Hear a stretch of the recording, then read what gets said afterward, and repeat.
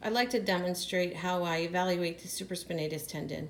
As I move the patient in the CRAS modified position, hand on the hip, I'll scan superior along the humeral head at the level of the articular surface. As you can see here, we can identify that interval space as well, but we can also see the full width of the supraspinatus tendon, the anterior to posterior segment. Moving the elbow back and forth, pushing the elbow back, will bring that anterior segment out. This will flatten partial thickness tears, but open up a full thickness tear. Bringing the elbow towards you will open up a partial thickness tear, but it may hide a full thickness tear. So be careful when you're looking at that and you suspect a tear. I spend a lot of time scanning normal anatomy. As you can see here, this is normal because it helps me identify very small areas of pathology when I do a scan. Now, looking at the supraspinatus tendon, one of the things I like to focus on is splitting this tendon in half.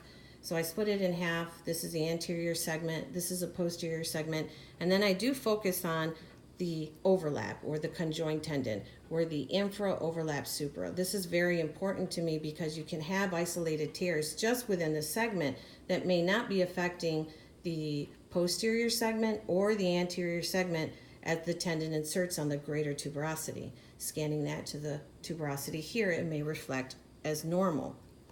So when I do find a tear in either one of these segments in a short axis plane, I measure it this way, and then I also look at it in a long axis plane, but I turn onto that segment in a long axis plane. So it's important to say if there was an area here within the anterior segment, I'll take the transducer and turn long on that segment. If I have a hard time identifying which plane I turned into, then I always scan medially to the biceps tendon, tilt and move the probe laterally and scan lateral, and this first slice, and it's a subtle movement, is the anterior segment. If you toe heel the transducer or heel toe the transducer, this is a heel toe maneuver, it'll allow you to see the fibers at the level of the anatomical neck, and you can eliminate the anisotropy.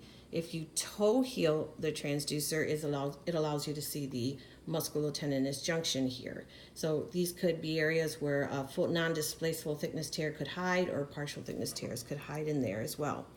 So one of the things I do is identify the biceps, identify that first slice that you come into being the anterior segment of the supraspinatus, scan a little more, you're in the posterior segment of the supraspinatus, scan a little more lateral, and tilt. Now we're definitely in the overlap.